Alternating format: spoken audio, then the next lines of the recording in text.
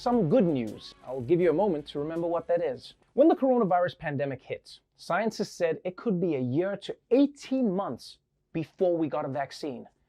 But just like high school seniors on prom night, things are moving faster than expected. Encouraging news as several companies rush to develop a vaccine against the coronavirus. There are promising results in early trials of at least 3 potential vaccines. One is being developed by the University of Oxford and AstraZeneca. Results suggest that vaccine is safe and has produced an immune response in patients.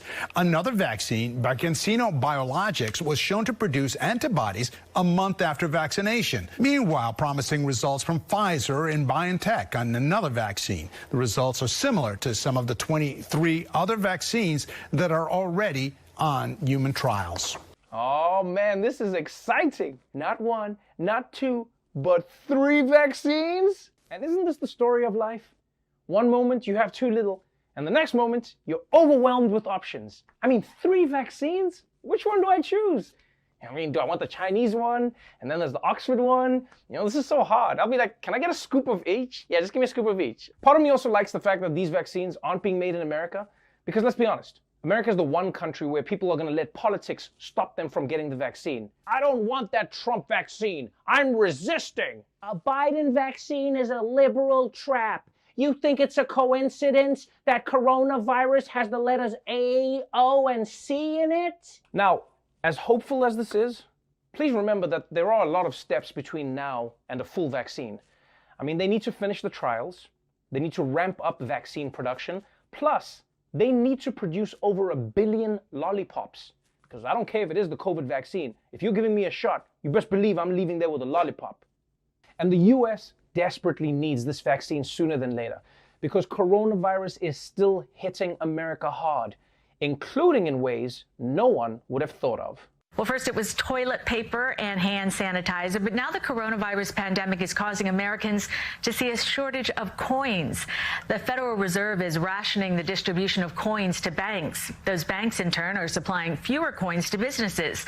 Some retail stores are even telling customers to use exact change or pay by credit or debit card. A bank in Wisconsin is now paying people to bring in their spare change to help local businesses. The Community State Bank has launched a coin buyback program. People who turn in $100 worth of change will get a $5 bonus. The bank says hundreds of people have already dropped off their spare change. Some have even bought in coins without asking for anything back.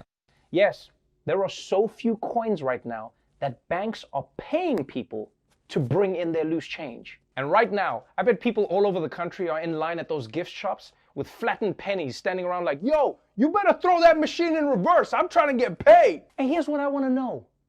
Where are all the magicians when we actually need them?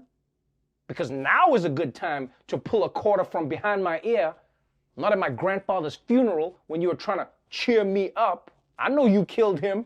Also, wouldn't it be amazing if this becomes the next chapter of massive wealth generation in America?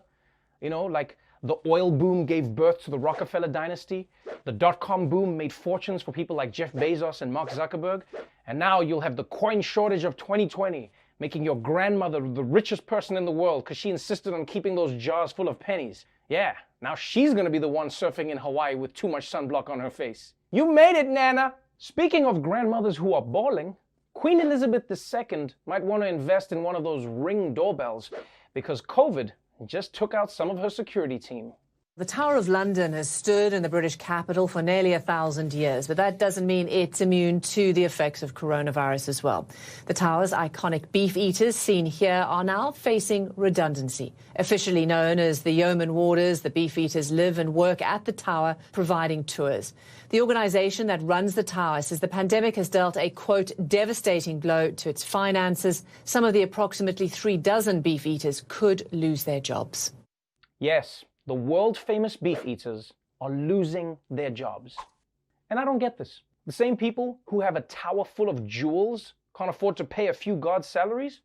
Yo, man, just go pawn one of those stones in your crown. You can pay everybody's salary. Or put up one of your 3 castles on Airbnb. Or you know what? Sell off some of that stolen art in your museums. I mean, you already committed half the crime. You might as well finish the job. Although, knowing the royal family, I'm willing to bet some of them are less worried about security now that Meghan Markle has left the country. It just feels like crime has gone down around these parts. I don't know why. Now look, obviously, the Queen isn't just leaving the tower completely unguarded. She actually hired that couple from St. Louis to wave guns at any tourists who come too close. And I just hope that they don't fire those guys in the furry hats too, because those guys don't respond to anything. I'm sorry, Jim, but we have to let you go. Jim, we're firing you. Jim? Jim? Jim? Jim! Oh, forget it, I'll just grab a selfie. What's funny is, they put like the hat on my, but I've already got one, like, those are just afros that have been cut. Anyway,